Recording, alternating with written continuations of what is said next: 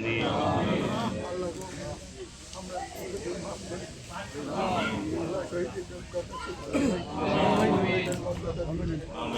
জান্নাতের পর্যন্ত ঠিক করো। ওর পরিবারের উপর তুমি সাহায্য করো। ওর পরিবারকে সহ্য ব্যথায় হারানো সহ্য করার তৌফিক দিও। আল্লাহ আপনাদের হাত তুলেছে আমাদেরকে মাফ করে দিন। জান্নাতের পর্যন্ত ঠিক করো।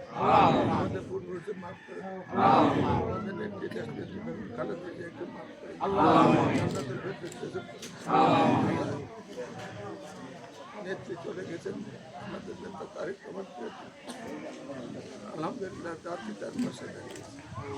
আল্লাহ জাতিকে ঐক্যবদ্ধ রাখতে পারে। আল্লাহ দেশকে ধ্বংসের তারেক জিয়াকে দেশকে উদ্ধার করে নতুন বাচ্চা বড় বোনের দুনিয়াতে নাই জীবনে মাফ করে দিই। আমার পিতার দিকে না থেকে এতগুলো লোক আমার ভেতরে ছোট মানুষ তাদের তরফ থেকে আল্লাহ আমার শহীদটাকে যাত্রাতে দেন। উচ্চ মোকাবেলা ওর পরিবারের হবত করো। আল্লাহ দেশকে হেফাজত করো। আল্লাহ মোহাম্মদ আল্লাহ আলী